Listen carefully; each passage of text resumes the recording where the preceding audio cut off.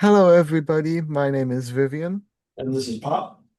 and welcome back to another episode of Pop Culture with Pop. In today's episode, we're going to be doing something a little bit different from the previous couple of episodes you've all seen. In those, we kind of discussed singular pieces of media. We talked about Superman, we talked about Marvel Rivals, and while sure for our character design discussion within Marvel Rivals, we talked about a lot of different Marvel comics. It was still all centered around one piece of media.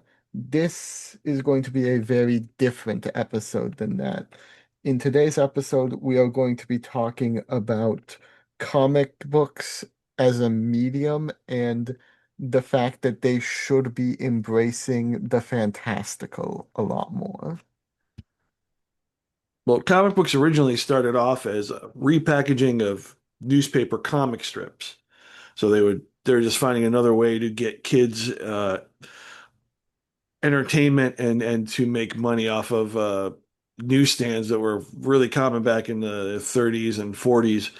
And kids, could buy a whole magazine for like a nickel and have a whole bunch of comic strips. And then when those became popular, repackaging them because it was several pages, like 40 pages, I believe, at a time, they ran out pretty quick of material and they started creating new material. And out of that grew superheroes and, lots of different characters. There were a lot of funnies too, where you had animals, precursors to the Looney Tunes and to anything from Disney. So you had a variety of things coming out, but the one thing they had in common were they were bright. They were printing only certain colors to save money, so they were very bright and colorful to attract kids' attention. And then they had to be interesting. So a lot of them were very over the top with, rockets, or they would have bright colors and obviously superheroes jumping around or large animals. And they offered something that you couldn't see because at the time you had radio, which was great for audio, and then you had movies. But even though the movies could somewhat replicate what you could draw, they were in black and white at the time. So comics offered a unique medium for young kids and young adults that was colorful and they could have in their hand and read. And so I think they started off with even just the color being something different than what you could see in your everyday form of media. And alongside those superheroes and the funnies and all of those, there were also horror and romance comics as well. And that kind of led into the whole Hays Code and the Comics Code and all of that Well, stuff. those came later. Those came, I would Yeah. say, late 40s after the war. And then the 50s is when they really flourished, DC Comics in particular, with their horror and their sci-fi wonderful artists. I think it was an organic growth of the superhero genre out of comics because comics became popular late 30s, and then all of a sudden you had a lot of, you're just coming out of the Depression. You were just starting to see trouble over in Europe with Germany and Italy, and some fascist states arising, and then it was a lot, and it was probably the first time that such an occurrence happened with radio and with newspapers, and even I think you could in the movie theater they would play newsreels of what was happening in the world before you saw a movie or a serial. So I think it was the first time that I don't think that occurred during World War One. You had the newspapers, and I believe you had some radio, but this was the first time that a population could be updated much quicker on the events of the time. And I bet it was kind of frightening, especially for kids who would obviously go to movies and had access to radio. So the comics provided, in particular, Superman, a quick solution to help ease people's minds of, oh no, how are we gonna get out of this? And I think that fantastical world grew immensely during that time because of what was the surrounding elements that was affecting everyday people. Absolutely. And along with that, Superman, I believe the issue that I'm thinking about came out after America had already gotten into World War II, but there was an issue of Superman where he actually arrests Hitler and I believe Mussolini as well. If you're, there's one where he's I think I want to say on top of a sub. I may get the maybe a plane, but he's holding Hitler in one hand. I believe the leader or the general of Japan in the other arm, and he's smiling. There's Yeah, that might also be what I'm thinking yeah, of. and there also at that time you had the Captain America cover where he's punching Hitler. You Which and importantly, interesting to me, interestingly, I don't believe the Superman comic, but I know the Captain America one. That was by Jack Kirby and Joe Simon, and I know Jack Kirby was Jewish, and I know that the creators of Superman were Jewish as well. I don't know if they did that actual issue that we're talking about with the two world leaders. So it's interesting that that was when that came out of it. That was like a something to help deal with what was happening to people back in their home and overseas. It was a natural like I need to let out this angst and hopefully help other people with comics. Because these well, were adults making comics. They weren't very, I mean, I'm sure yeah. some were young, but they're all adults. Well, there's also the fact that the Captain America issue is very famous because it came out before the United States got directly involved in World War II. And in fact, at the time, a lot of Americans were either anti getting involved or not a large majority of them, but there were Americans who were pro what Hitler was doing. And that actually led to a story of white supremacists going to Jack Kirby's office to try and confront him, and he came down ready to fight. Right. Like And I he was think ready to throw hands. yeah, and I believe I've seen it come out recently, and I think they redid the animated. There was a Superman versus Nazis story, right? Because they just redid that, and I think that came out on a I th serial. It may have been over the radio. I think what Um, you're thinking of is Superman smashes the Klan, that one. Sorry. which Thank you. did Thank you. get a either reinterpretation or recreation in around 2020. I Right. do remember that coming out around that time. Right. And so while I may have gone off on a couple different tangents, the idea is you have anxiety from your everyday life and comics were a fantastical look and simplistic. I don't mean that in a negative way of what could fix these things and Yeah, what could give you momentary relief while you look through it in a very colorful way. And like as you evolved, as you got out of World War II, you had the 50s come up, and there was a large growth of science fiction and horror uh, comics came out. And I also think that was mirrored somewhat in the movies. well, I just wanted to say one more thing when you brought up the simplicity, like Superman is just a good person. He's doing good things, he's helping people, not for any particular reason. Yes, there is the destruction of Krypton and all of that, but it is a very simple thing of he's a good person doing good things because he's a good person and he cares about people, True. which was a Yeah. really important thing. Well, the other thing that is really dominant in all superheroes comics is that there is a reoccurring villain, which Yeah, it, I don't think it was originally intended that way. I think the Joker was killed in the first Batman one, yeah. but the Joker reoccurring was villain, killed almost immediately. you're Yeah. right, and I think the reoccurring villain is sort of the reoccurring anxiety. You win the battles. You can get over that anxiety. You can put the Joker away for a while. You can fight another villain. It may come back, but you have faith that the heroes will win. I It, can see that. I do think specifically for Batman, him sending his villains to Arkham, which, yes, a lot of media portrays Arkham as basically a prison, but it's called an asylum.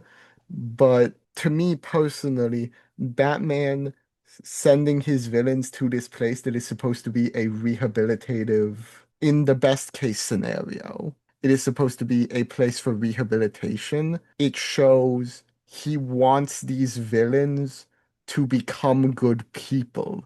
You can see that especially in the animated series. Well, There's a f we're going off on a tangent. That's a whole different thing. That Because is back true. That is back true. in the 40s and 50s, maybe one or two went to an asylum, but Yeah. that wasn't a thing. Batman did definitely kill a lot of Oh people yeah, in his early he killed run. in his first one. He killed the professor. He I'm pretty hung sure. a guy from the Yeah, Batplane yeah, as and he had well. a gun Yeah. for a while. But the whole idea of comics were to give simplistic answers and hope to children who saw complex problems around them. In my opinion, it wasn't always the case. And a lot of it was to make money, and they pushed out a ton of stories that did not. You know, it even if the stories weren't good, even if the stories weren't related to real world events, they had a beginning and an end. There was a solution. And back then, whether it was intentional or not, the villain rarely won. Um, and then as you evolved, like as you got to the 50s, which, at least in the US was a relative time of calm and peace. I think it was a big transition period. You had the US and other countries starting to look into space, and you saw that reflected in the comics. I think Batman goes to space several times. You He have absolutely does. you Yeah. have more influx of weird mutations and things that are just interesting and Like, odd and fuel your imagination. It was less about, I think, solving a problem because it um, was like relatively peaceful on the yeah. outside. So you And wanted to expand what you could do imaginative. Like you still the movies, while now I think they were in color, it's still you could draw more than you can make in film. I would also say characters like the Fantastic Four and the Hulk, I believe, We're a little started to ahead. come There's still to around. come. There's still to come. That's the 60s. Uh, So well, we're in the 50s where yeah, yeah. that economic boom. Um, we're starting to see the undercurrents of the atomic Cold bomb. War. Obviously, the atomic bomb Yeah. was we didn't understand it because we were still having people go out to Mexico and different places to have a tour and watch. Hey, come watch the bomb with the kids. So and you had I think 50s maybe the Flintstones came out, and then you had a lot more futuristic looks. Like we want to move Flintstones. forward. Flintstones was the wrong choice for So, well, yeah, futuristic. I'm thinking Jetsons. the Jetsons and that, and I'm thinking you wanted to move ahead. You didn't want to dwell on what had just happened because it had been a long period of not great things. It was really rough. So you wanted to move ahead, and you saw that. I think Batman was very bubbly, and even all the heroes, there was nobody getting hurt. You just the 50s were an interesting, and then you had EC Comics, late 50s, wonderful artist, very accurately, depicting crime and horror and stuff. It was a real interesting flip side. But So the 50s, just real quick. The 50s, some famous comics from the 50s include the original story of the Man in the Red Hood. It includes Rocket from Batman, Man. Yep, it includes Rocket Man getting his own individual series. It includes Brainiac, yep, yep, and those are more. Well, Space The Red Hood Base. is a retelling of the Joker story, but Yeah. the Brainiac is moving forward. And I think you had the Bottle City of Kandor. You had Yeah. Fortress of Solitude becomes a big thing with a big key. I think Supergirl comes out, so you have more of a family, which was a big emphasis around the U.S. Batman had a dog. I think he had Batwoman and Batgirl, who are like another duo who he interacted with.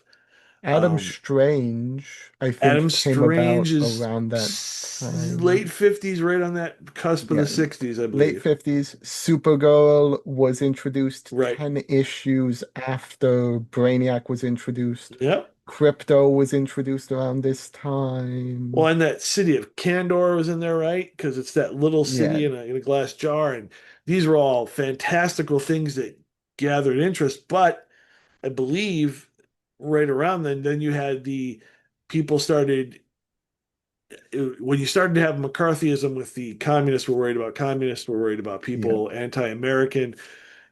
you had a backlash against the comics that were, I wanted to say more based in reality, but even the EC space science fiction and that weren't always great.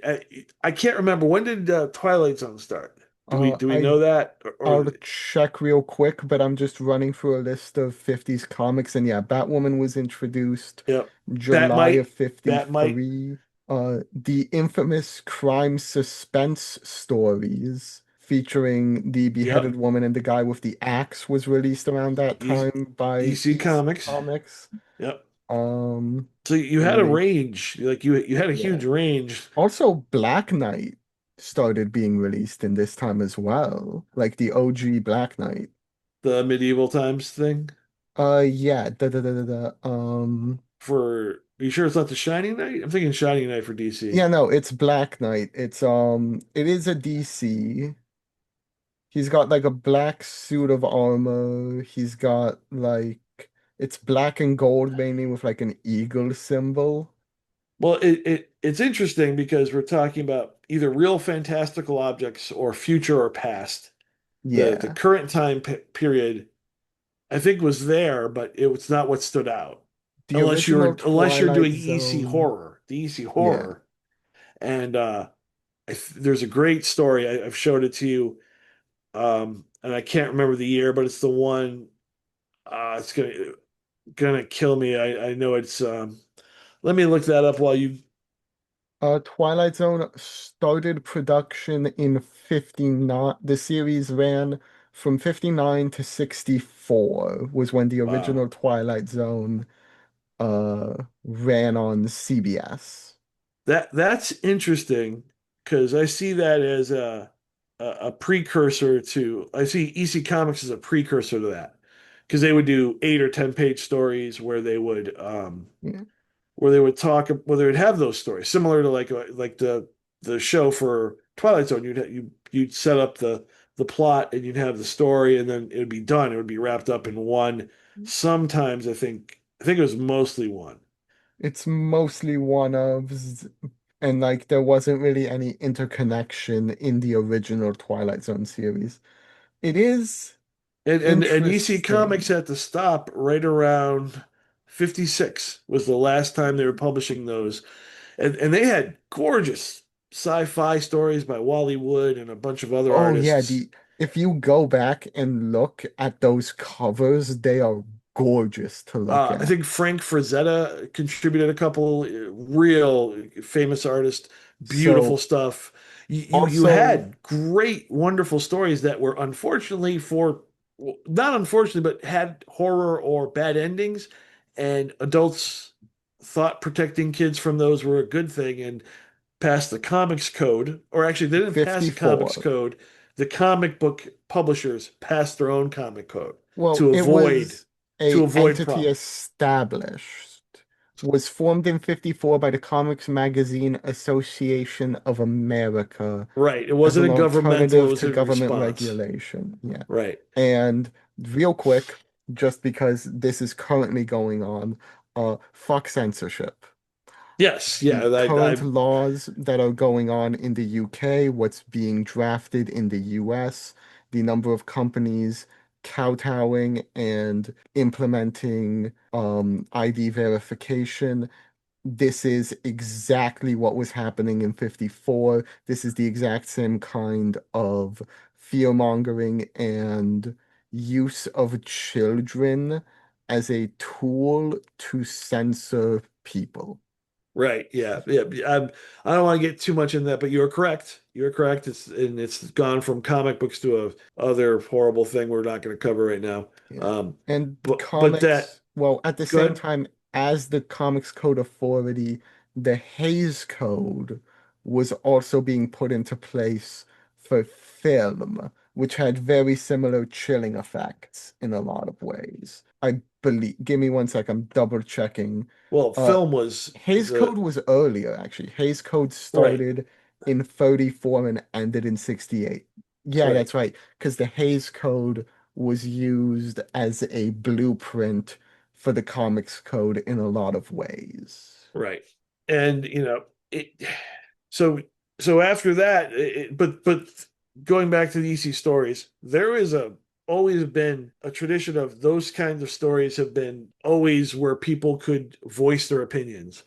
Um, there's a lot, I believe, there's multiracial stories in a lot of the EC comics back in the 50s, right when the civil rights movement was in the middle of starting to move forward. There's a lot of alternative ideas in these comics that may have also contributed to them wanting to be censored. You didn't see that stuff in DC. Marvel had pretty much, I think, shut down a lot of their stuff. They were doing a lot of westerns and Yeah, romance. They were yeah. doing that stuff at the Marvel time. was completely different than what we know it as today. Right. Interesting fact, EC Comics actually is responsible for what a lot of 80s and 90s kids know, the TV show Tales from the Crypt.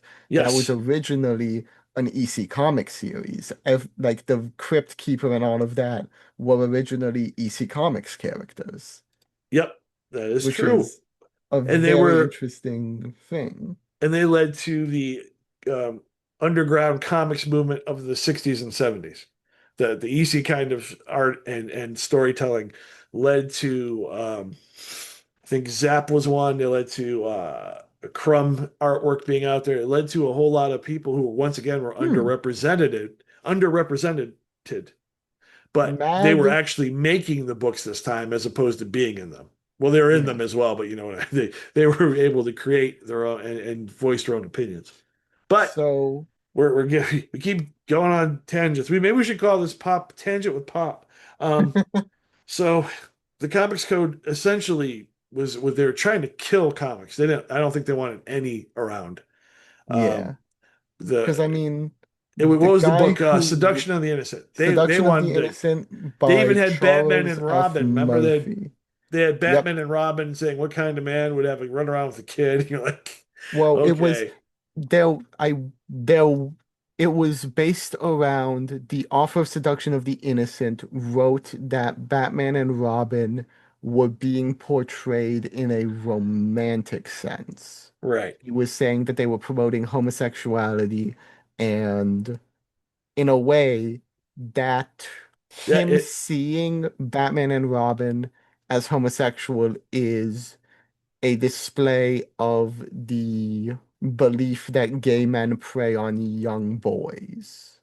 no, That and maybe, is, and they had the Batwoman and Batgirl, and yep. I don't think that was an answer to that kind of thing, but I do think Batgirl, the one from the TV show, introduced, I think late 50s, right Uh, around the 60s. I think that was a response. So Robin had someone to crush on to avoid that kind of thought.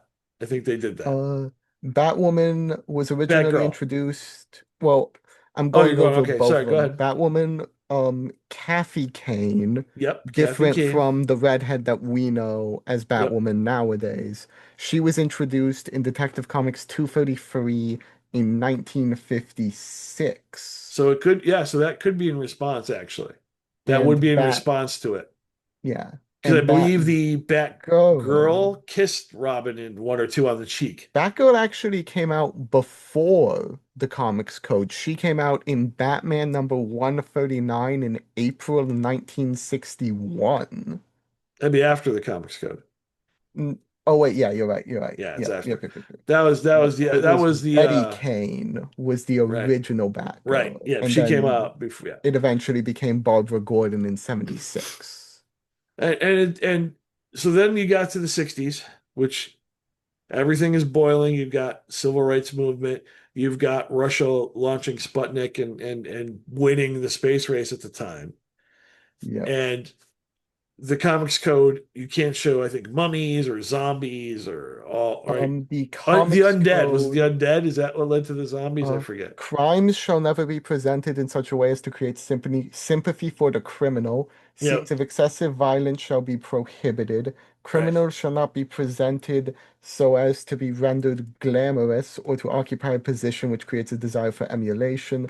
Policemen, judges, government officials, and respected institutions shall never be presented in a way as to create disrespect for established authority. That feels like a direct call against the very first issue of Superman, because in that issue, he goes after landlords and a corrupt politician.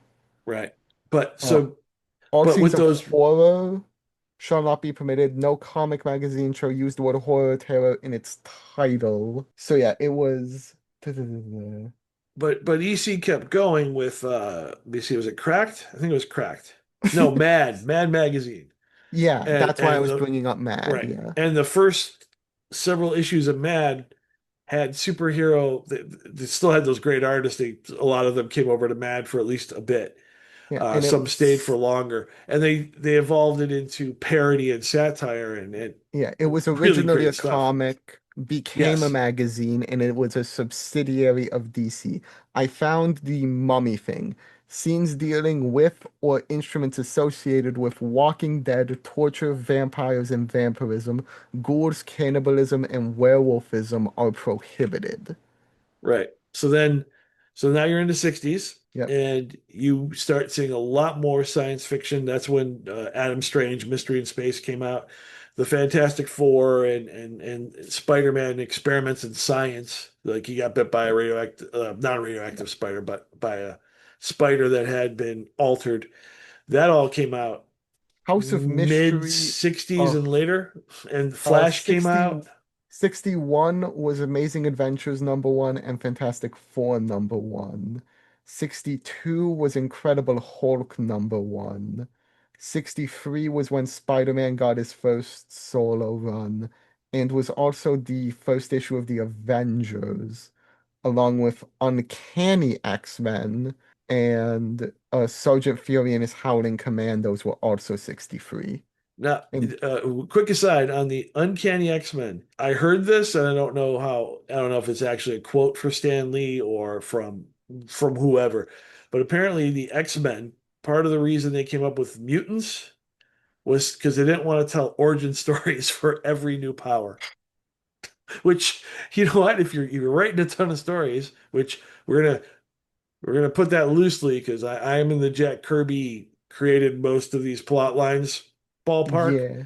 And Stan Lee put words in that also there were tons of notes in the Kirby sketches that helped him with that.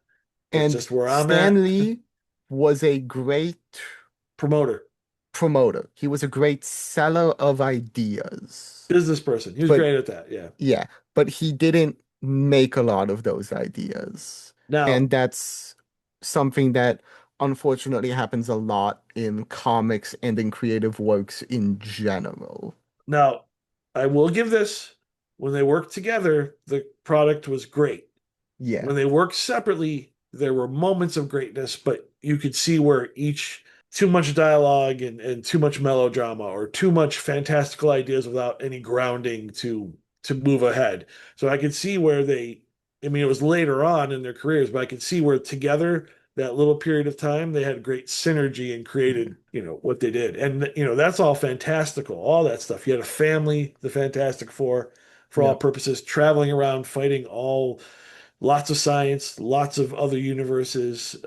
Spider-Man, who could be a teenager, could wasn't very popular, but could do these incredible things. You had great Hulks came out in 62, what the and The Incredible Hulk came out in the Incredible Hulk. I 63. that's interesting. That's one of those ones where I think was because they used to do monster comics right before that, as I recall, in the Yeah, 50s. it's That's because Fing Fang Foom was originally in the 50s comics as a monster. yeah, and literally in the original Hulk cover, it's is he man or monster or is he both? Fantasy as you like it. And that And was a it's direct output of the atomic bomb, although it was the gamma bomb. They didn't say yeah. atomic, but And Daredevil first came out in 64. Wally So Wood a again lot from of EC Comics. these characters who in some way, shape, or form have to do with chemicals, radiation. Because in Daredevil's very first issue, it directly connects him.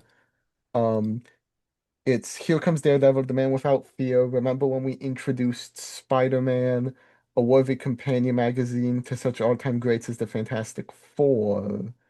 now we continue the Mighty Marvel tradition with Daredevil. So it was directly linking all of these different characters together in a lot of ways. Well, the other thing that Marvel did, because and I when I was a kid and I grew up in the 70s drawing comics by myself, I would combine heroes. Like I would take my favorite heroes and they'd be in a whatever I drew. And that was the one thing that Marvel did way better than DC. There were crossovers. I mean, there was the Justice Society in the 40s.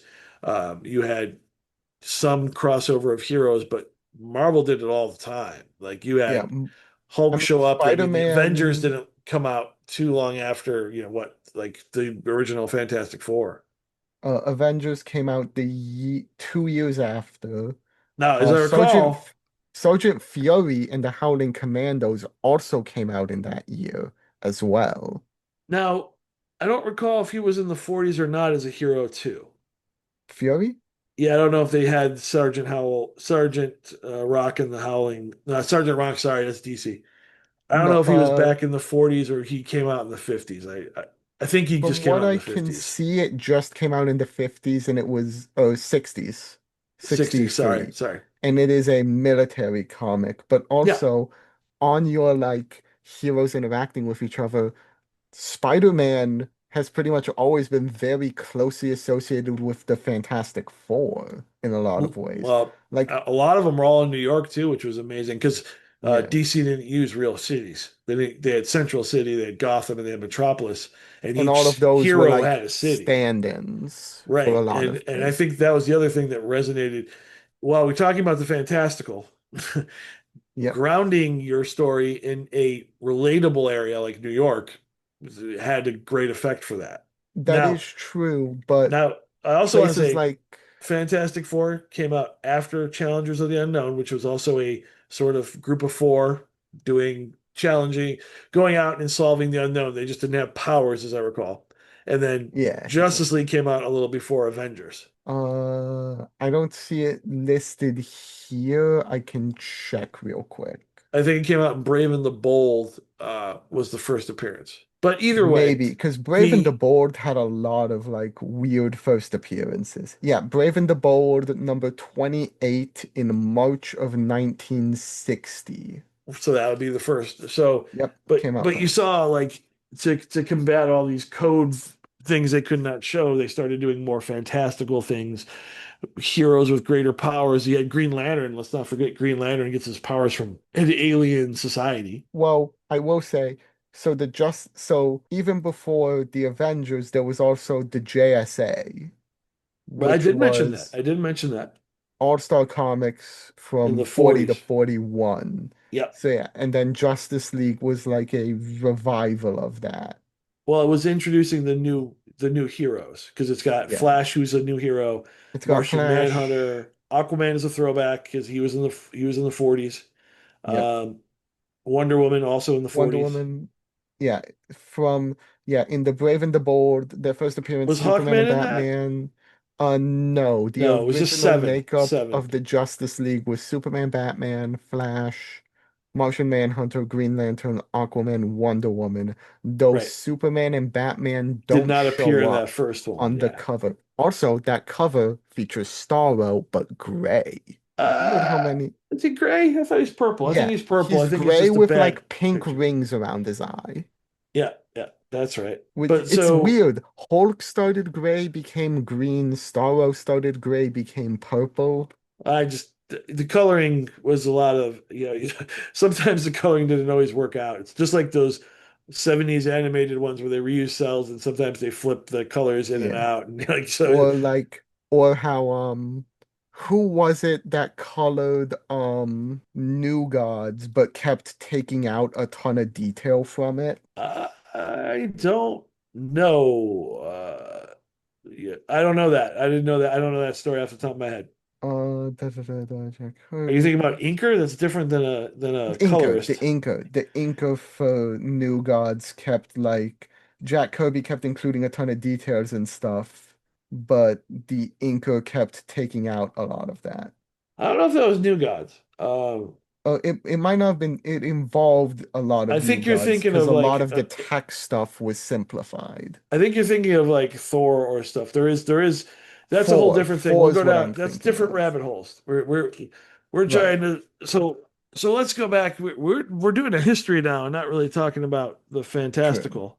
We're talking about the Well, I think evolution the of the history fantastical. is important to know because once we get out of the 60s into the 70s, and especially even further, well, 70s was also like The more 70s was growth of the fantastical because Jack Kirby leaves Marvel to work for DC in 70 and creates the Fourth World and all of that. well, so what happens is you have all these stories in the 60s talking about all these planets and great powers, and then we land on the moon, right? What, 69, right? So Uh, yeah. so now some of that's no longer fantastical, it's reality. We have rockets, we can fly to the moon. We don't, they didn't come back with, stretching and, they didn't come back with invisible powers. So in the 70s, it's interesting to see what happens. It's a much more, I would call soap opera style comics. Yeah, we You get had, Detective Comics. We get a well, lot of the weirdest parts of Detective Comics but in the but but in the 70s. Marvels, you had a lot of bickering and inner like team drama and people quitting and new people Oh, coming in, and there's a lot of infighting. There's less. There's still Punisher. fantastical because you Punisher came had out in the 70s. Yeah, Punisher But was but you also February of had 70. but you also have Adam Warlock and Jim Starlin's great. He even skewered the editors at Marvel in one story where he makes them look like clowns. So that's where Thanos comes from. Well, yeah, Jim Starlin created Thanos. He introduced that whole intergalactic type of world. So he Also, he embraced the fantastical, like you said, new gods for yep, Jack Kirby and uh, Commandai in the Black future. Lightning first That's came out in the seven. I don't think he first came out, but DC Yeah, he came first out first in the published Black 70s. Lightning in the 70s. Yeah, he came out the first time in the 70s, and that's more grounded. That actually was very grounded for a Yeah, it was a comic. very grounded comic. We also got our first crossover between DC and Marvel, What, including Superman, Spider-Man? Superman versus Spider-Man. Yeah, they Like two that bucks at the time. yeah, that was interesting. There's a lot of interesting stories about the collaboration on that. I think Neil Adams wasn't on the comic, but he drew a couple heads in there because he wanted to be part of the first crossover. Because We the artists also knew each got other and would visit each other's studios. there was also slowly the reincorporation of horror during this time because we got Blade. Morbius, we got Tomb of the Vampire, we got Tomb of Werewolf by Dracula. Night Yep. and Moon Knight as well. I'm gonna not put him in the horror category. No, I'm not. True. But but We got the Tomb of Dracula from right, Marvel at the time. House of Mystery from DC. House of Mystery. House of Right, Mystery was earlier. House of Mystery had already but it hit been its stride in the doing 70s stuff. with yeah. Because House of Mystery issue 100 was July of 60, edited by Jack Schiff. But the horror part of it and the you had Swamp Thing in that. I think Swamp Thing came out of House of Secrets or something or one of those titles. They introduced more horror in that. You had the vampires Oh, coming back. Manhunter. John Manhunter's a Jones, the Martian great Manhunter, headlined House of Mystery at a what? time. Whoa, what'd you just say? Uh, in the mid 1960s, the series was revamped to include superhero stories from the House of Mysteries number 143 to 155. John Jones, the Manhunter from Mars, Oh, headlined the okay. Sorry. book as Martian his Manhunter. backup Martian feature Manhunter. Yep, yep. from Detective Comics was moved to the House of Mystery. This was followed with the introduction of Dial H for Hero. Right. That's interesting. Yeah, yeah. But in the 70s, it went back to mystery and horror. Yeah, they brought in Joe Orlando from EC Comics around issue 174, which Right, was near the end of the 60s. right. But you either had grounded or you had really fantastical based out of there. And you also had, I think, you also had Neil Adams, who I mentioned before, did the Superman Muhammad Ali crossover. You also had giant Yep. size treasuries, which both the Spider-Man Superman crossover and the Muhammad Ali, they were like double the size of regular comic books, and I love those. Those were huge. And on Yeah, you still comics have and on you've got TV, you had the Super Friends came out, the original. yeah, yeah, the original Super Friends animated show, Right. So which you also featured the Legion of Doom as well. that was in the 80s. That came in the 80s. The original one was li a little Oh light yeah, on yeah, yeah. a little light on the Yeah, I drama. was thinking of the more recent Super Friends with the Wonder Twins and stuff. Also, what we did not mention, we totally skipped over Captain Marvel or Shazam because he came Yeah, out that and was kind of bubbling in the background almost. no, but he came out in the 40s and was outselling Superman. He was more popular because it was a kid changing into the superhero. Yep, So it was much more relatable. But DC sued and because he was they oh yeah, considered DC. it copyright Well, infringement because of the Shazam. powers. Sh we're talking Shazam right Right, now. Shazam. And Yeah, because he Shazam was an indie no, in he was not an I think indie. he He was was Fawcett. Fawcett He Comics. was Fawcett at Yeah. first from 42 to 53. And then they stopped publishing because there was less of a market and gave up the lawsuit, and DC got the rights to Yep. Shazam. And then in 72, Fawcett licensed the rights to DC. So Captain And now they own it. Now they own Shazam, it. Yeah. who was at but at the time he was still Captain Marvel. And then in No, he not wasn't Captain Marvel in the 70s. He was Shazam, which he was on TV. They had a TV show. that's right. That's right. That's right. That's right. But Yeah. that was after in the 60s, Cap Marvel took over anything that had Marvel copyright. So Captain Yeah. Marvel was from Kree and the evolution into Miss Marvel and all that stuff. Yeah. So Yeah. I don't know if we're even covering fantastical anymore. We're just doing the general blow by blow of Well, stuff. okay. Well, here's where we get into the interesting stuff. So I found the other stuff 80s. interesting. Well, absolutely. All of this is absolutely fascinating. But the 80s is where we kind of start to see more of a shift. Mm. TMNT comes out in 84. For those not playing at home, Teenage Mutant Ninja Turtles. Spider-Man's black suit appears in Spider-Man 252 Nope, wrong. Secret after the Wars. character Secret returns from Wars. Secret Wars, It which first also came appeared. out in 84. The costume first appeared in Secret Wars. That is true. Akira comes out in Oh, 82. Fantastic. Absolutely fantastic. that didn't make it to the US though till later. Yeah. I mean, it Crisis was a on manga Infinite and it came Earths. out from Dark Horse Comics later. Yeah. Yeah, I'll Crisis on have that Infinite one. Earths debuts in 85.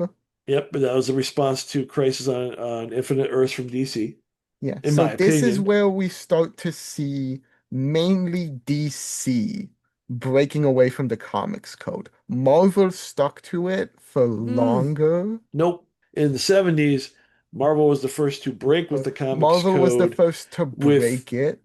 Spider-Man issue where the Spider-Man's best friend is taking, I want to say amphetamines or speed, and you know, real great issue. And then Neil Adams and Denny O'Neil came up with the Green Lantern, Green Arrow, Speedy issue where he's addicted to heroin, I think.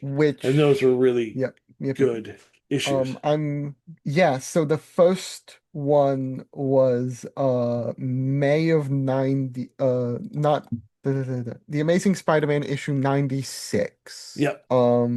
Yeah, what I didn't mean DC was no, yeah, Marvel abandons it in '01. But what I mean is like DC had, I feel, the more major break with Crisis on Infinite Earths, and in 86, Dark Knight Returns Well, and so Watchmen. let's stop for a second.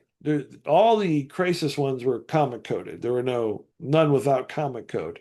And True. what we're missing is in the 70s, we talked about this influx of talent and great issues. But what happened was in the late 70s, you got your comic books either through really, really small conventions that were periodic, they weren't every year, or you'd go to a drugstore, or I thought I remember Kmart with those Newsstand. oversized treasuries. You'd go to drugstores and I mean, you could go to newsstands, but where I lived, we had drugstores. You go in and there'd be a Yeah. rack. So in the late 70s, we had the energy crisis and we had a recession, or we everything was costing too much. And comics, there's the DC implosion. They had cut all the titles way back. Everything got cut back. They were looking at a real grim area. Like they almost, I want to say they almost died out because you have to not only sell your comic, you have to make people carry it. Like it was tougher. The 80s come and a So new thing emerges. Everybody who grew up in the 60s in particular, who were collecting these comics, started opening shops or started actually, I believe, if I'm wrong, I'm wrong, started advertising in comics to sell through the mail old comics. And then it evolved into comic shops. And once you had a comic shop, a dedicated store for just comics, you could experiment more. You could take in more, and you could also break away from codes going, you didn't have to worry about a senator or a House representative going to the drugstore. You're carrying bad comics. Drop them, which would have so killed the line. Now you're like, yeah, a bunch of people going, no, I love comics. Go away. just a few of the comics that got cut during the DC implosion, which Oh, was so many. 78, All-Star Comics, Yep. Black Lightning, Yep. Firestorm, House of Secrets, which merged into The Unexpected, Right. Commandy, Steel the Indestructible Man, Yep. not the armored Steel that you might be familiar with if you're a Superman fan. This was Commander Steel, a I also think completely different character. they cut a sorcery one. I think there was one called Starfire, which was not the Starfire from the Titans. Um, Secrets of Haunted House, yep. and then also cancellations unrelated to the implosion included Freedom Fighters, Karate Kid, Metal Men, Mr. Miracle, Yep. Return of the New Gods, The Secret Society of Supervillains, Shade the Changing Man, Oh yeah, Framo Shade. Steve Ditko. Shazam, Yeah. Teen Titans got hit. That was the one before George Perez and Marv Wolfman introduced Cyborg, Raven, Yeah, Starfire, and it, Beast yeah. Boy. Challengers of the Unknown, Yep. Aquaman, DC Superstars. And some of the stories I think got reworked. They expanded some of the comics to like dollar editions where you got Yeah, more than one like story. And then Aquaman got canceled after 63, but the story for number 64 was published in Adventure Comics number 460. So they right. did move some of the canceled comics and were able to get those stories, like New Gods, or Return of the New Gods. Feature concluded in Adventure Comics 459 and 460. So like they push a lot of the stuff that was being canceled into like adventure or detective. Right. Like The Odd Man from Shade the Changing Man, the Odd Man story by Steve Ditko appeared in Detective Comics 47. Both Shade and Odd Man stories were published in the Steve Ditko Omnibus in 2011. Well, there's also, I don't know if you knew about this, there were two issues put out sort of underground uh, called Canceled Comics Cavalcade. And there were 35 copies of the two volumes were produced, 34 of which were distributed to artists and writers, and the 35th was given to the Overstreet Comic Book Guide to show the world it actually happened. The two books are a result of are really hard to find, but they had a lot of those canceled comics from the implosion in it.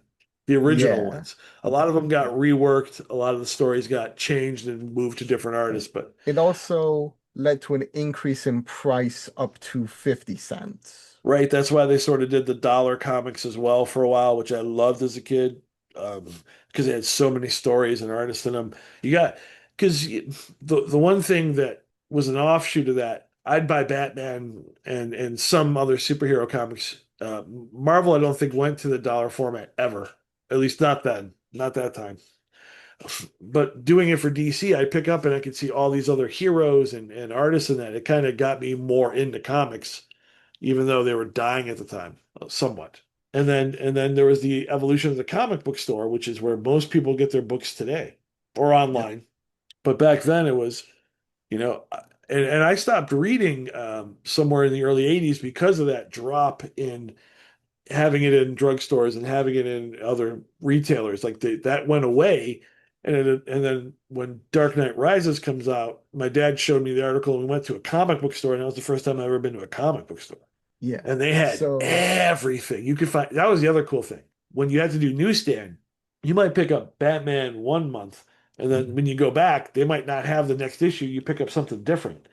I mean, Comic that's book still store, what's comic book store, you just go, you can get on a list. I want all the Batman, and they put them aside for you. I mean, as a kid who grew up going to comic book stores, That was you. that's yes, I am the one that you brought along with you to comic book stores. But Thank you for that not sense saying of dragged. wonder was still very much there for me, in part because comic book stores don't just have all the new stuff, they have the old stuff, the Back stuff issues. that yeah, they have a ton of back issues. And that was where, like, I would look at the new covers, I would see the new issues of Invincible, even though I couldn't read any of them. Not But, at that time. but I could look at all of these back issues and I could see not a complete history, but I could see just how much there was. Yeah, and you can see the old ones too. That was the other great thing about old comics is they're valuable. So they're up on the wall. So you Yeah, can see the key issues in that and go, wow, what was that? And who's that character? And you can see the evolution in a way of art and promotion. yeah. But back to Dark Knight Returns and Watchmen. Be Both of careful. these I'm only talking about the first four issues of Dark Knight Rises or Dark Knight Returns. Yeah, awesome. We don't One of talk my about, favorite comics of all time. I still have the promotional stand, the little 3D sort of 3D pop thing that they had that was really fragile. Love that story. we don't talk about what Frank Miller did with And we're Dark gonna, Knight yeah, hey, we're Returns keeping this after that. respectful for this comic. We're talking about I because That's why I'm saying we're focusing on this. he actually did Ronin, which is a weird, not weird. It's a very futuristic and alternate sort of ninja futuristic cyborgy thing. So I can't describe it well. I read it, but that actually was the first one I think came out in the Baxter format they called it at the time. Now they call it Prestige, where it's a 48 page bound issue of a comic in a nicer stock in better colors. So not only did they break with comic code, because that's not on any of those Dark Knight Rises issue, they did it in Returns, a yeah. nice Dark Knight Returns. They did it in a nicer format. They gave it a sort like what they call it prestige. They sort of made it feel special. Yeah, if you read Dark Knight Returns or Watchmen, they feel different. And it's not Yeah. just because, like, me reading them now, I understand the importance these stories have had on comics as a whole, but even just reading them without that context, the panel layout, the art, it feels so unique. Now, But what else did they do? Indie comics did it, and graphic novels did it, but these were technically graphic novels at the time because they had issues. What did yeah, they do that other comics did not? well, for Watchmen, No, no, not Watch. not. It's a. I'm just gonna say it. They did not have ads. Yeah, So that's when you right. read a comic, you were interrupted by ads. Hubba bubba, Even nowadays, yeah, you yeah, still get like the weird ads on backs of pages and all that right. jazz. Yeah, And when you got these, when you got Watchmen, when you got the Dark Knight Returns, cover to cover story. There's no yeah, ads. It keeps you in it.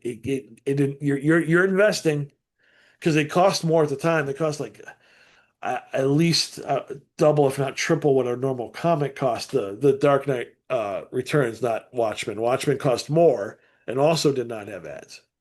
Um, but you felt like it was a different experience. yeah.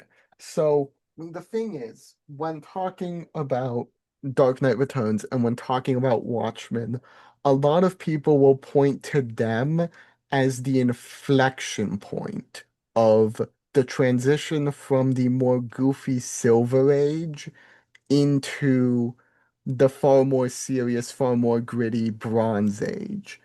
No, However, nope, nope, nope. The Bronze Age was before that. They call it not the Modern Age, Bronze to yeah, Modern. modern. Not.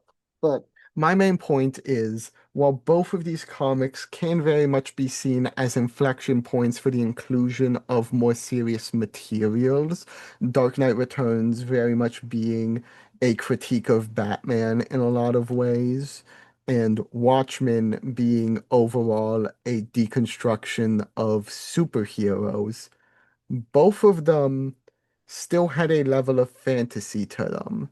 At the end of the day, Dark Knight Returns is, with everything going on in it, with the mutants, with Superman, with When we all say of mutants, that, it's a gang of called the the mutants. mutant I think gang, yeah. probably a shot at Marvel. I don't I read too don't much into it, but yeah. know, but it still had an element of fantasy to it. It had this old man beaten down by the world, getting back up after so long and continuing And beating Superman in a way at the end of it. in a way, yeah. Yeah. But Watchmen, this is even more clear because Watchmen as a story is a very weird thing to discuss. In Hmm. part because characters like Rorschach exist. And Rorschach is a character we see several aspects of the story from, but he's not a character whose viewpoint we're supposed to see as correct. He's a nihilist. He is the purest form of nihil. Well, I wouldn't say purest form of nihilism. He is nihilism through hatred. Uh, I I'm not sure about that. I don't think the one thing from reading it at the time, from reading it at the time, Mhm. you felt like Rorschach was the detective hero because he's solving the mystery. It Yeah. switches, um, and I think the Spoilers for Watchmen well, because no, it's friggin' 40 some years old. yeah, No spoilers. Rorschach gets fucking killed. Well, let's Well, but Rorschach is mentally unstable. Let's go there. And yeah, that is not apparent in the first few issues because he is very skilled at observation. So you do think that he's the hero like a Batman would be at the beginning. And as you go through it, you see the flaws in the heroes in that. I I think what happens is a lot of things in this period, 84, 85, right? Everything. Um, uh, 85, 86. 85, 86. I think a lot of things get missed.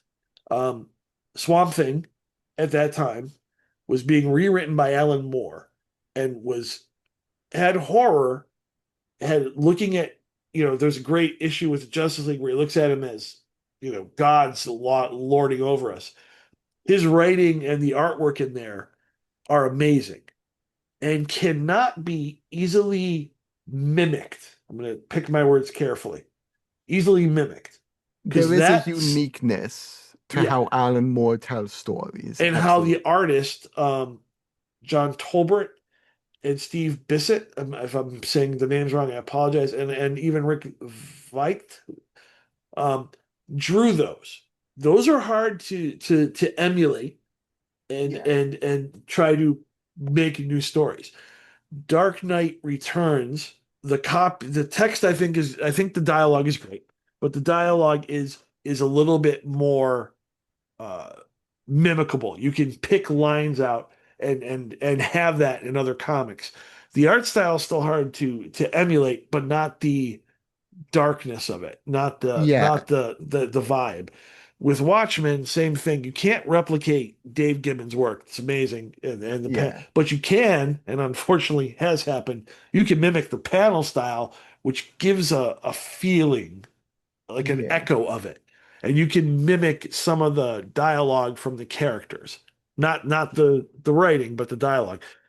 And the success of those two led people to start doing that. They're like, well, I can't mimic these other great stories. You had Nexus. Remember Nexus came out? That was in the Oh 80s. yeah. And he is a space wielding assassin for a god or a entity.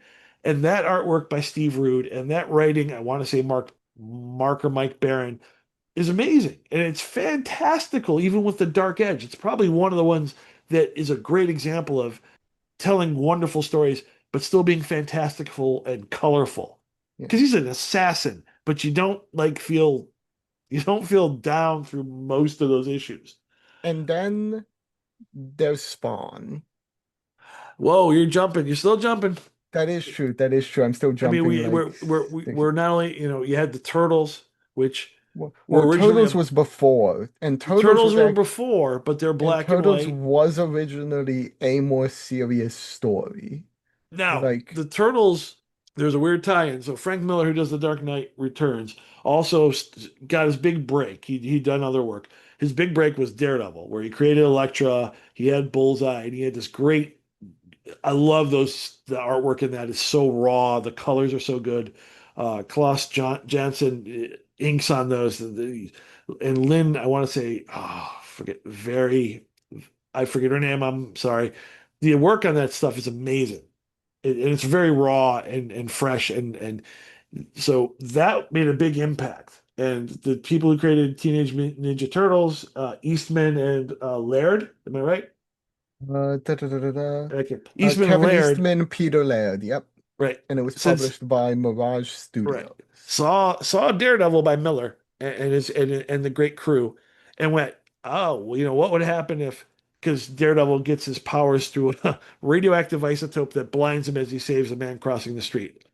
Yep, Um, that isotope, they continue the story where the isotope goes in the sewer and ends up by a box of turtles who've been thrown in the sewer in New York and creates the Teenage Mutant Ninja Turtles. yep, So there's a tie-in, and it's funny how that was so. And they did grim and gritty and introduced ninjas, and then the whole different story. Somebody trying to become a marketer said, "I can sell this," and it became colorful and on Nickelodeon. But yep. the 80s, you had everything. Everything was getting thrown at the wall. Independents were largely popular. Everything was going well. And then I believe the stock market crashed 89.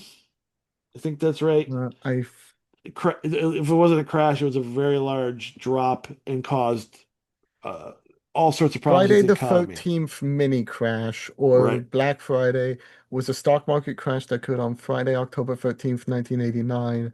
The crash was apparently caused by a reaction to a news story of the breakdown of a buyout. So a bunch of corporate stuff happened and the stock market crashed on October 13th, 1989. right. So that had a ripple effect on all these things that are coming out and all the books and people going to the stores. And then you evolve to so Marvel and Oh, DC took one yeah, 89 interesting fact. The Inferno crossover goes on in 89, which is a massive crossover of all of the different X groups. right, Excalibur, New Mutants, X Factor, X-Men, Exterminators, all of those kind of crossover. And that's Mr. Sinister as well is in right. there. And we totally ignored the impact of the X-Men in the 80s. The early Oh, the 80s. X-Men absolutely had a massive Right. impact, yeah. The early 80s, the X-Men with Claremont and John Byrne, if I'm saying that wrong, I think it's Byrne, it's Byrne, right? Da, da, da.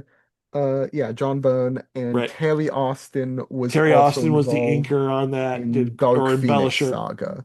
Yeah, Right. Dark Phoenix Saga was 80, which is like one of the most famous X-Men storylines. Right. And there's a whole story about they weren't Uh, planning on killing Phoenix or Dark Phoenix, but yep, the editor, Jim Shooter, who just recently passed away, mandated that she had to die because in one panel where she's in space and eats a sun or consumes a sun.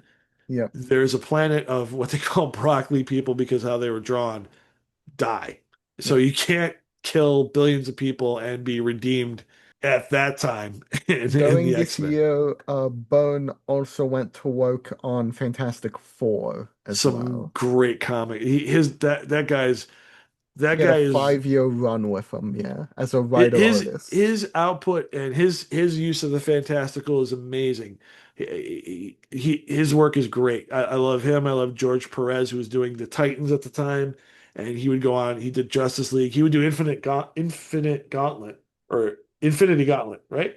I I'm think, saying it wrong. It's Infinity Gauntlet. Yeah.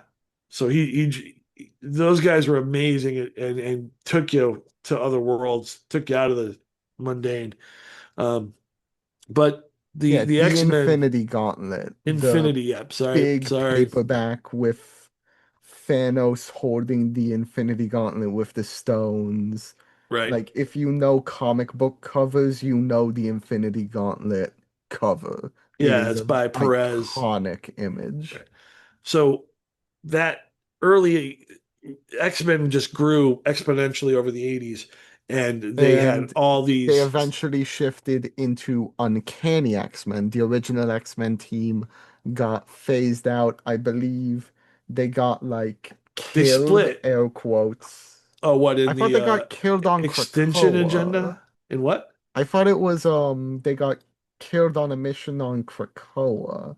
I Oh thought no, was that you're how they got. 70s. You're going the wrong way. You're Oh, talking back in the 70s.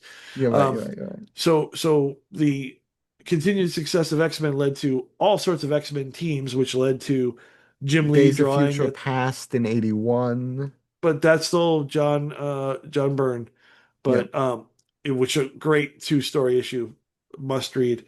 But in the end of the 80s, you had Jim Lee, Mark Silverstein, Rob Liefeld, uh, uh, wife Porchel. I'm getting that name. I'm so sorry. I'm so bad with names.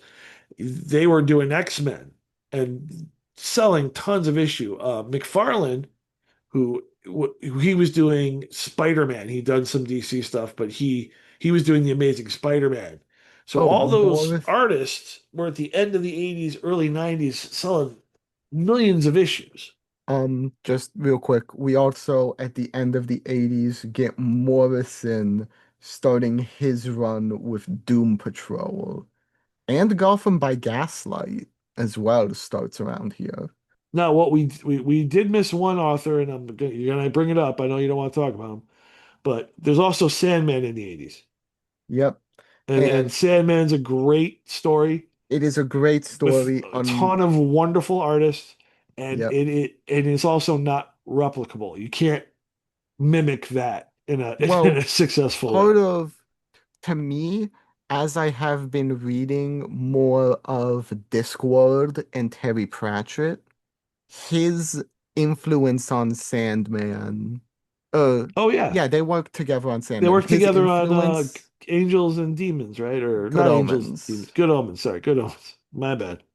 Um, but like his influence is incredibly clear in those stories. Right, but from a comic book standpoint, I mean, it's hard to replicate that kind of It thing. is, well, also, Sandman also as like a like Sandman worked so well because it technically interacted with the DC universe, but it stayed in its own little section. Right. Yep. I do feel we need to change the title of this to Rambling on Comics. Rambling through the decades. How's that? From 5 cents to 4.50. The Spider-Man and X-Men titles, which all these great artists are on, are selling close to a million issues at a time. Early 90s. Okay. Yeah. Also at this point, Batman's come out, the movie. First big, action superhero movie since Superman in 78. Batman There were also kills in sequels. it. Huh? Batman also does kill in that one. Anyway, it's huge. Batman's huge. There's more Yep. people looking at comics. Rare comics are selling for record amounts at the time. and people are interested. And this is your like 89 Batman came out, so you're talking about 90, 91, and you've got these great artists producing all this great work. Oh, Um, Judge Dredd was also hitting his stride at the time. Judge Dredd is like, oh, we're Well, going back he now. was around in the 70s, but like what Right. I'm saying is like his but what storyline was it?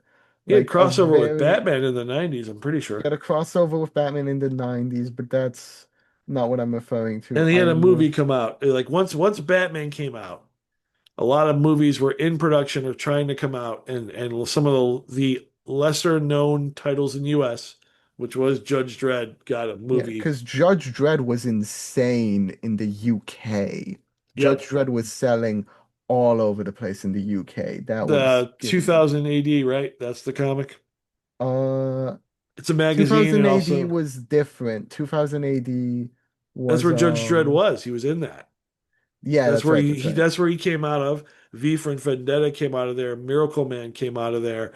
Oh, there's a whole bunch of great stories that came out of that anthology. Yeah.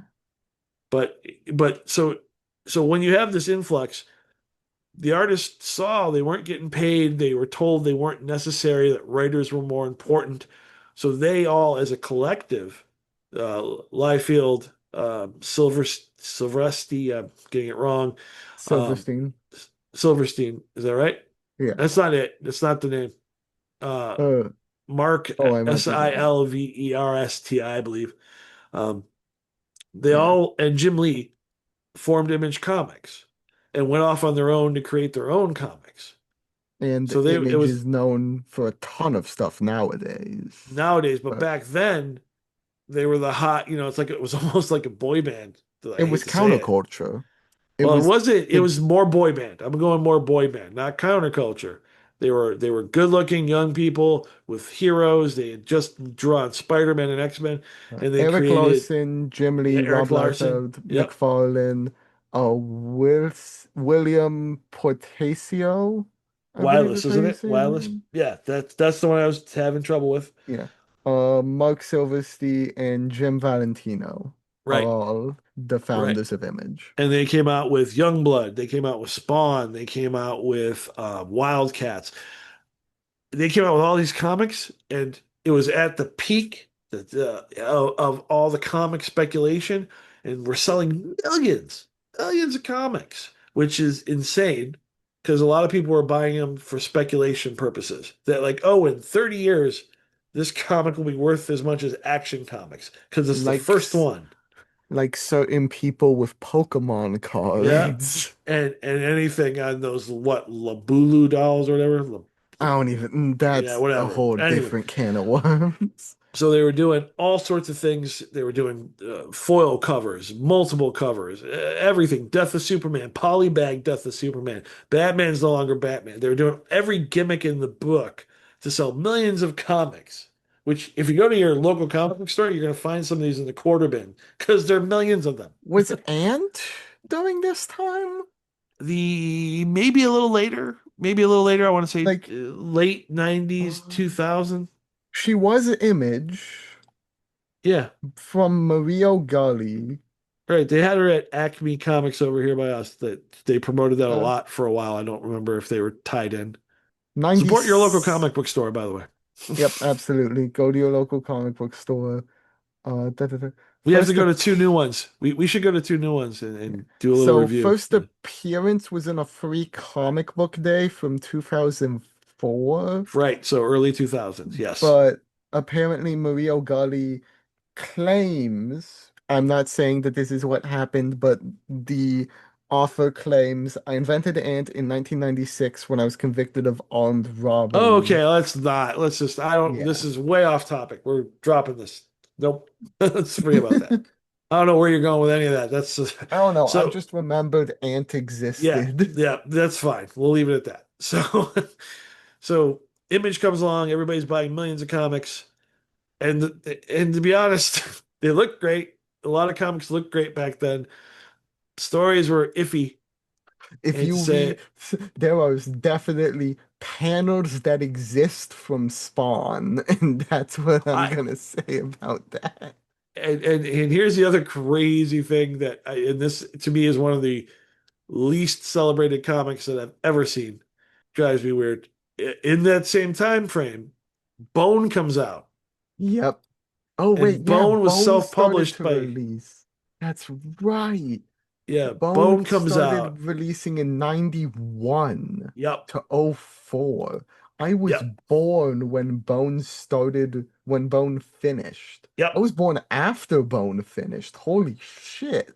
If you like fantasy and you like sort of like weird like pogo character, which If you like the kind of stories where the like Shrek, even world Shrek is I see Shrek's in that vein where I'd you say, yeah. well, especially Early Bone. Early Bone, you can see Shrek in, but it's one of those stories that starts out in this, not completely, but in a more innocent tone. And as the story goes on, those innocent tones still exist, but it grows more serious Yeah, as it but continues.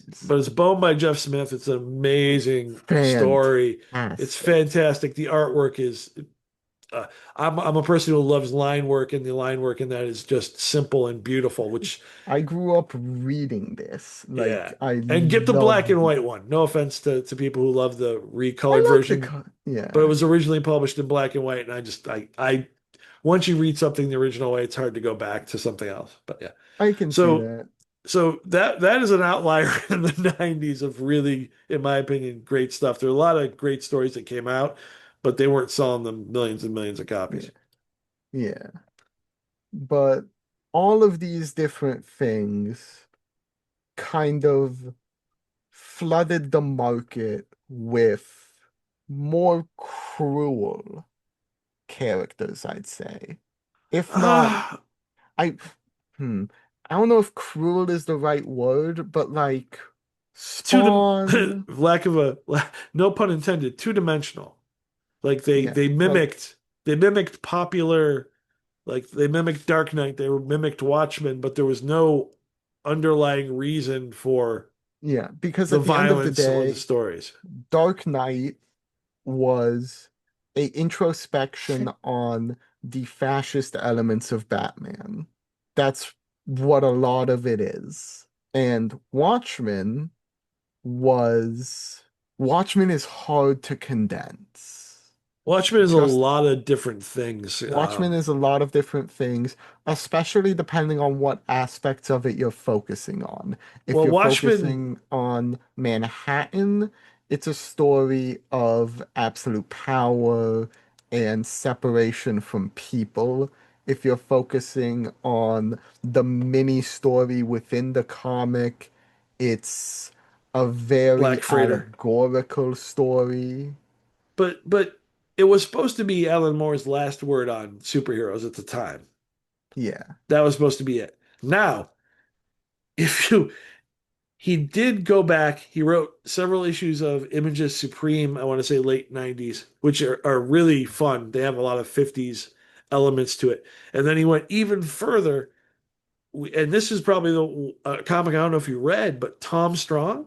Tom Strong is fantastical 50s style heroism with a family. Oh, Um, not directly a comic book. Well, it is a comic book. Mouse by Art Spiegelman also came 80s, out during this time. 85, same time, Yep. right? 85, I Uh, think. I've I've got Mouse. I've got a graphic novel of Mouse over here, but Mouse originally came out serialized from 80 to 91. Okay.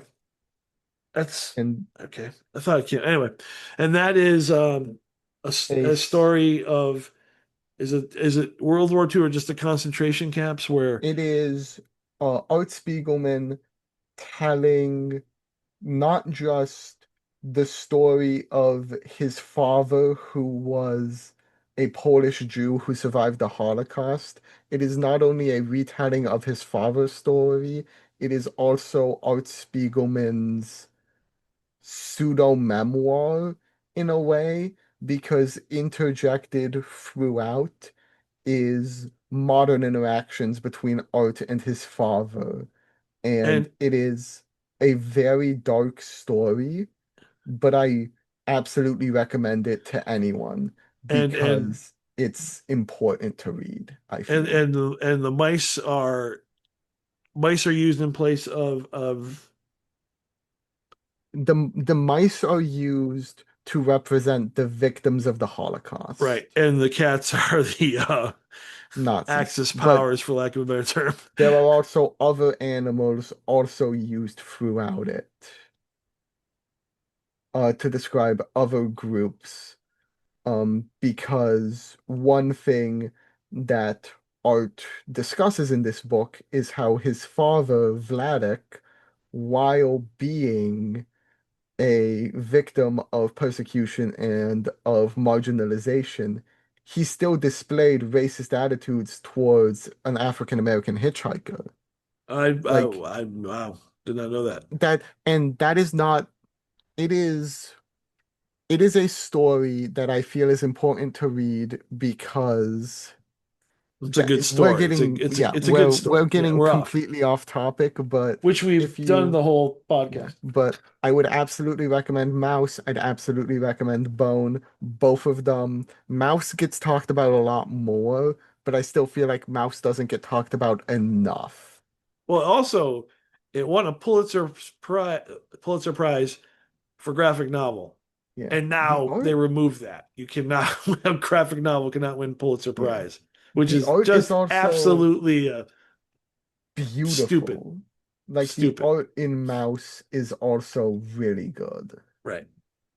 Da, da, da, da. But yeah, so back to more and what was going on. Well, we were talking about we originally tried to talk about comics should display the fantastical elements Yeah. and maybe And less. He just sort of argued against it, maybe less of the everyday and current kind of things that can be depicted probably as well in other media, where sometimes but fantastical elements work much better in comics, absolutely, the fantastical elements absolutely work better in comics in a lot of ways. And or did. I say do. I say do too, but with the last 3 years, there's more and more ways for people. Well, let's not go there. There's But always been other ways for people to, right, but my main thing is there has always at post Dark Knight Returns, post Watchmen, during this like period of Spawn, and now as we're living in a oversaturation of not oversaturation, but we are in a landscape where there is so much media. You right. can find millions of indie comics you've never heard of before. But there has been a push and pull between these characters whose fantastical elements are less used to uplift and more used for Dystopia. kind of cynical, kind of Like like sort of like memes. Memes are generally not uplifting, are they? I wouldn't say that because also the term meme is it's actually an anthropological term and it has its own history. But what I kind of mean is not so much Spawn, but I could trace a direct line from Dark Knight Returns with several stops in between to The Boys, the comic. Well, I part of And part of that is cultural cynicism has grown over time. Post-Cold War, especially, cynicism has become a lot more prevalent. And that's why I think Kingdom Come is such a good goddamn story. Alex Ross, Be- and it's a telling of the DC heroes Alex Ross and sort Mark of being Wade. retired and a new generation shows up with powers, but not the sense of obligation or responsibility to society. Exactly. But but And but I'd like to pause real quick on the cynicism part. mhm, I do think everything is cyclical. These events unfortunately occur throughout history where it's a real dark or cynical time, followed by periods of enlightenment, followed by periods of invention, followed by times, for lack of a better term, rest, where things are quiet for a bit and different forces dictate what's going on. Um, as easily as you could trace that line from Dark Knight Rises to The Boys, I can trace a line from ElfQuest to Bone to Saga in a way.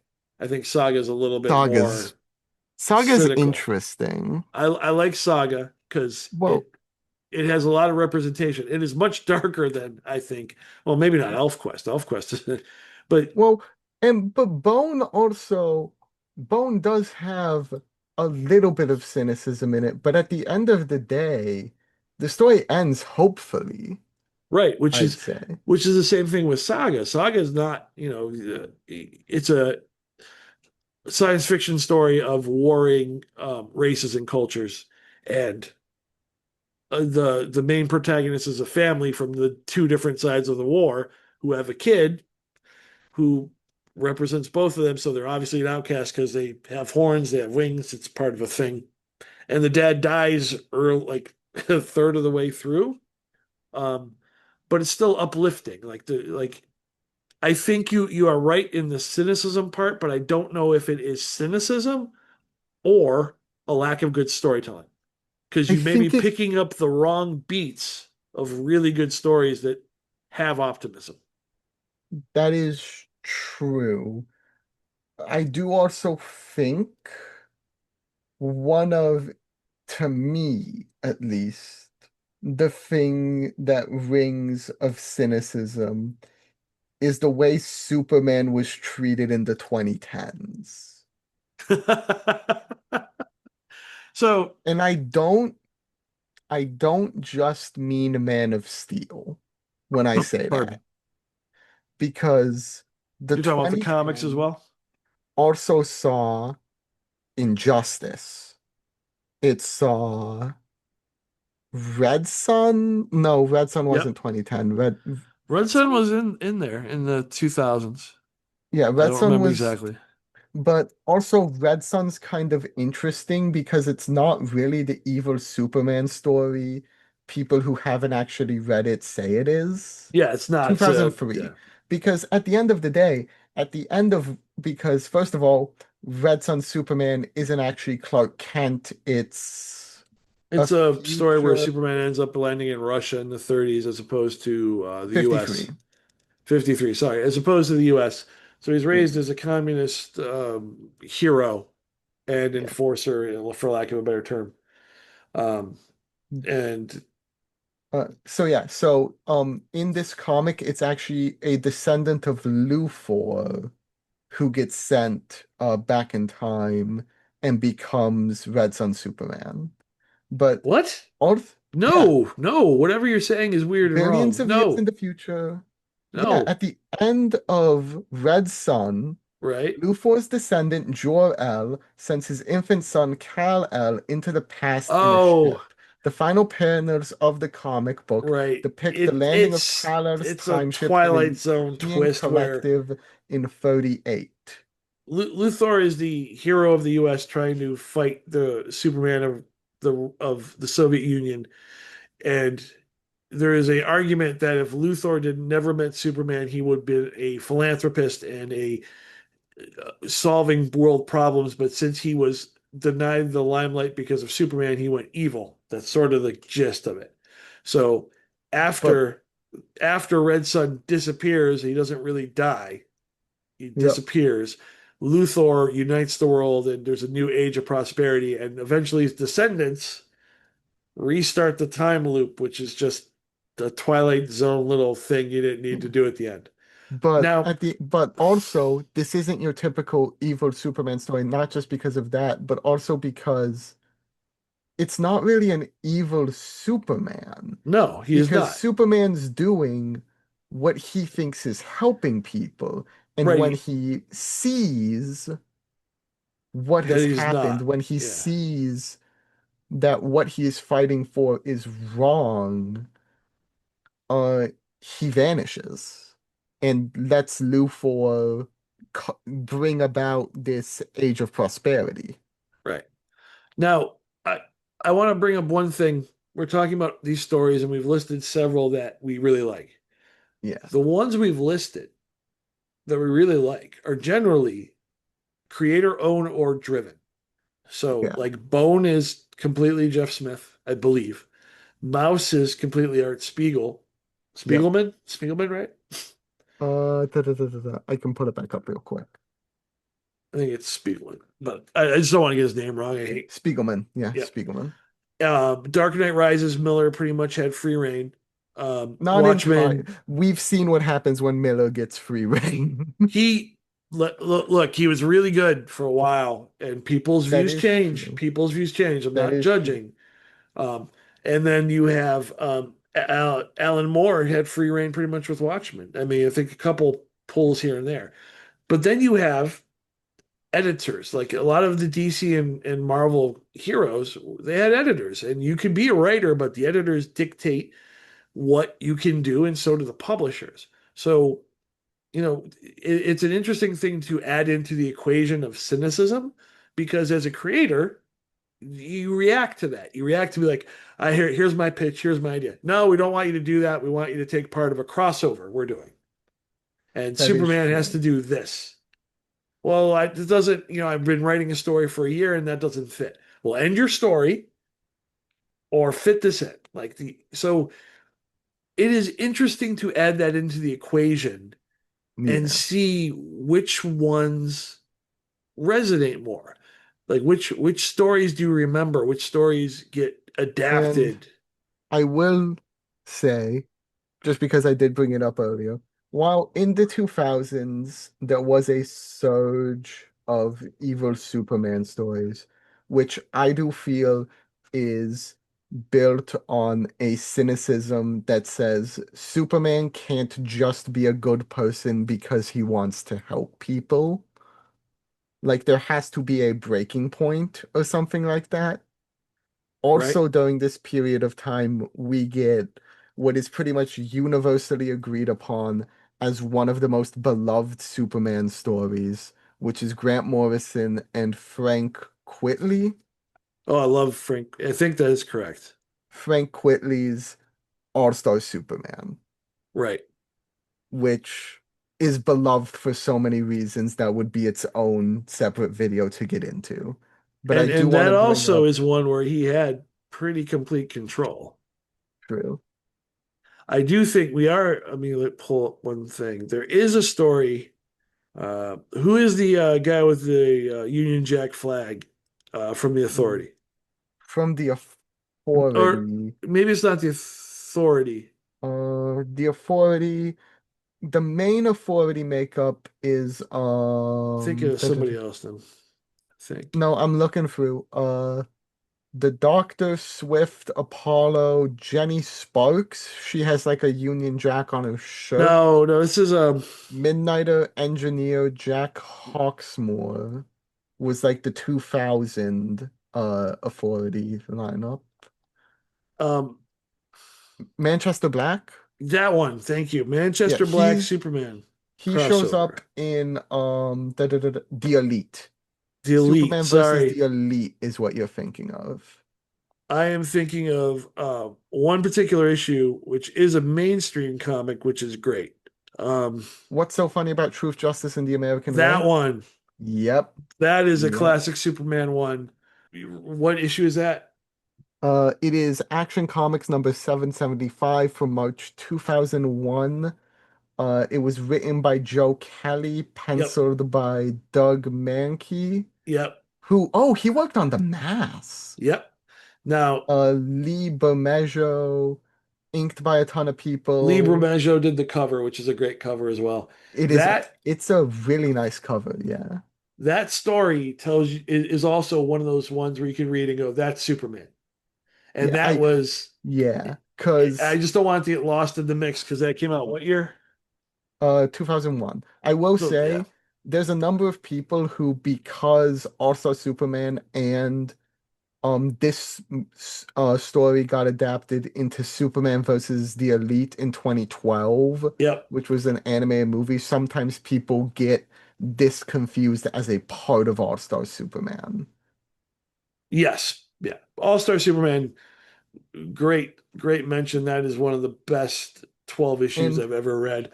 it's And also a almost story redeems the other All-Star comics that came out. we don't talk about, We don't talk about it. We leave it alone. but We leave it one of the alone. things about All-Star Superman is it's a direct contradiction to so many of the evil Superman stories.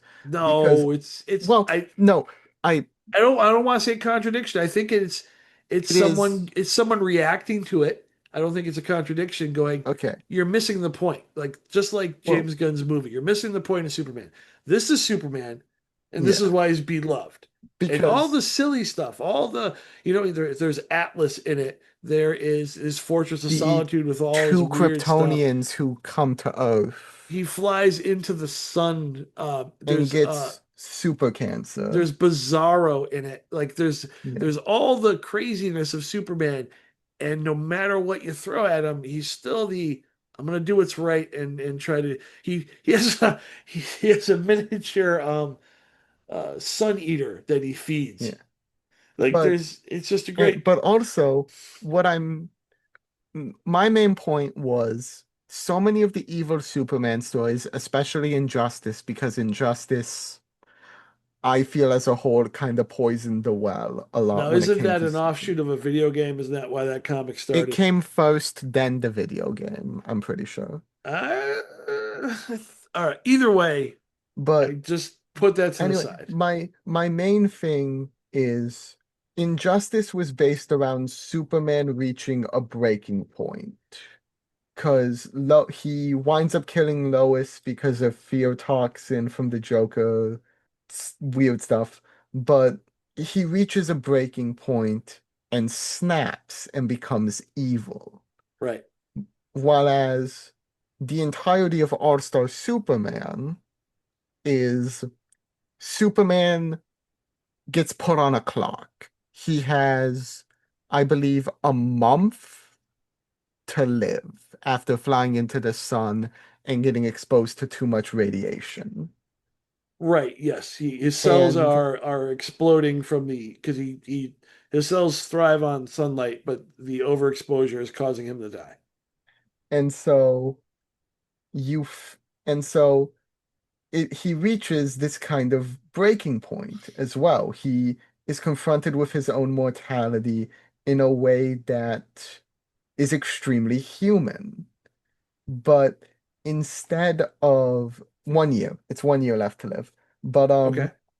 instead of letting that, like, it affects him, like he reveals his secret identity to Lois, and they go for dinner in the Fortress of Solitude and all of that kind of stuff.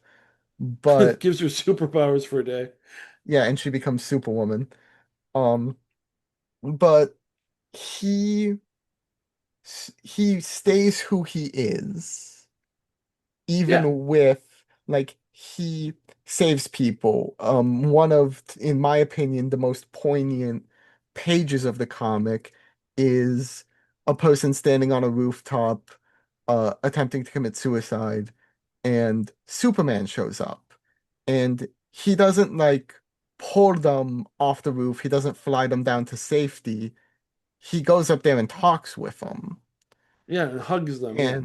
and hugs them in this extremely poignant moment that always makes me cry when I see it.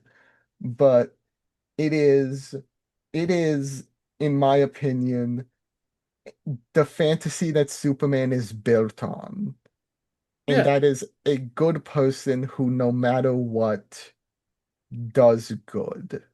Yeah. Batman is built on the fantasy of someone who has experienced loss trying to overcome that loss and prevent others from feeling it. That's what Right. Batman's kind of grown into, I feel like. Right. Yeah, I And like that you did not go with the revenge. Many people think he's about revenge, and he's no, about trying to shelter the world from the pain that he had.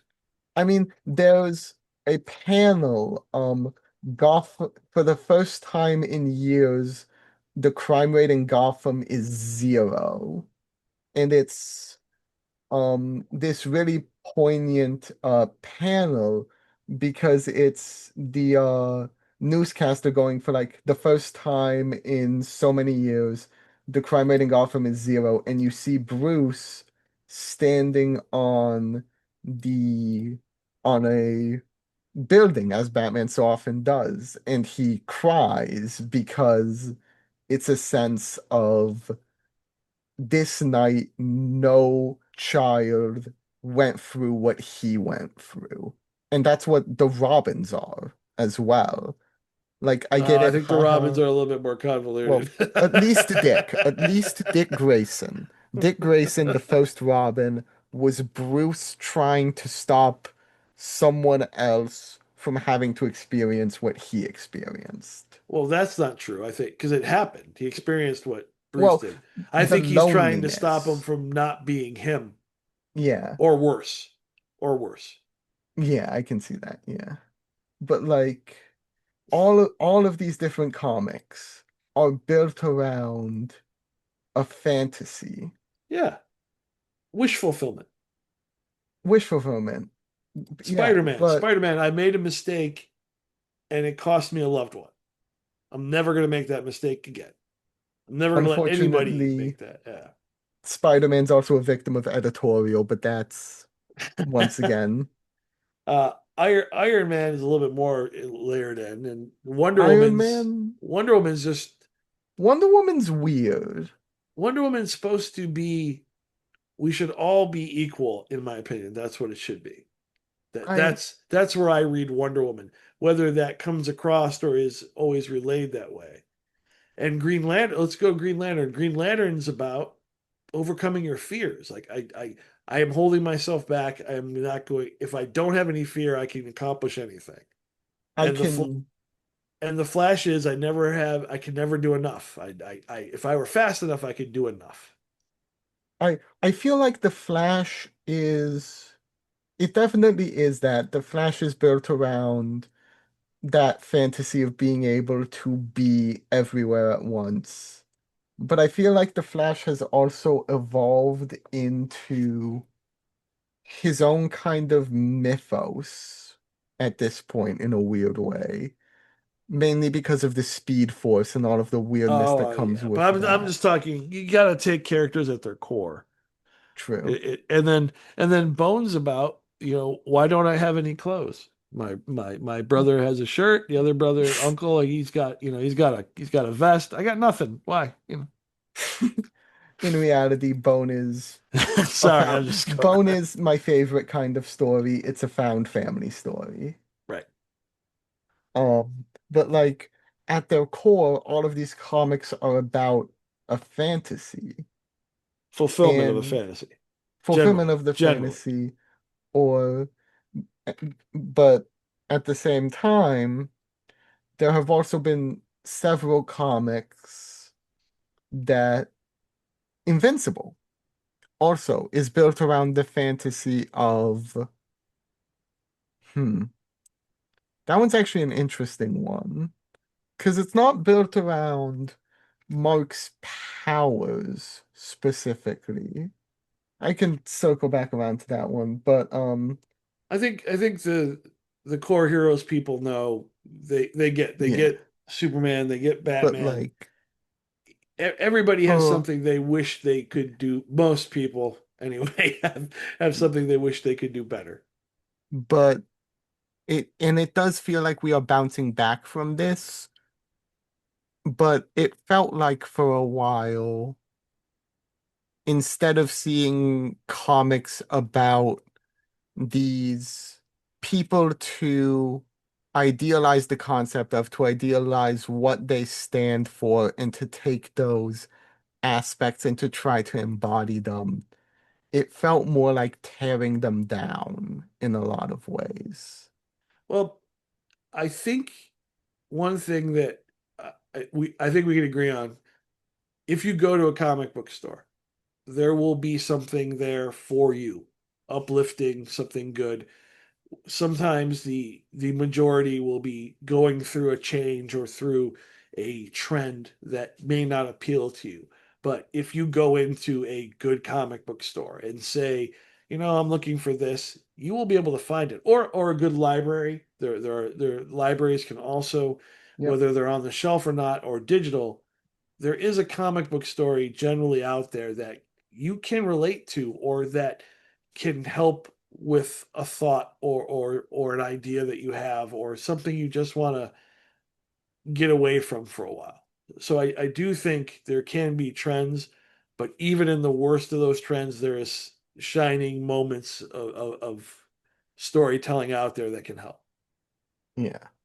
So this episode kind of went a little bit off the rails, Yeah, we're in the but fields. I'm waiting for a tow truck. So but honestly, I think this is a good discussion, and I feel like these kind of more discussion-based episodes we will definitely do more of, probably a bit more structured than this one. yes, more structured than this.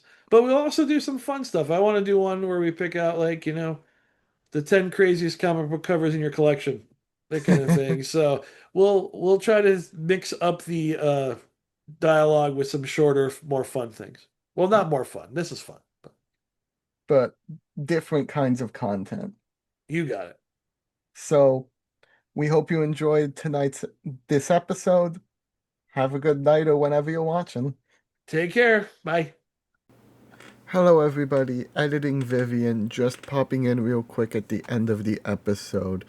We did bring up the current situation with censorship, but we didn't really go into it. And I feel it is important to say that now, more than ever, it is important to make your thoughts known.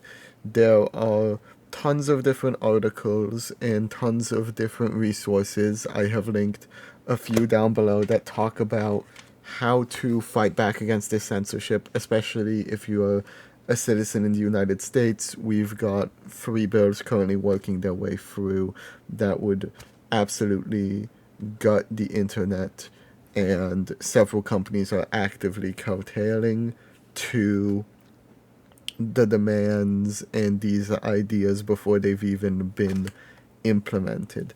I do want to say, don't harass people, try to be as civil as you can, but make it clear that you do not stand for this.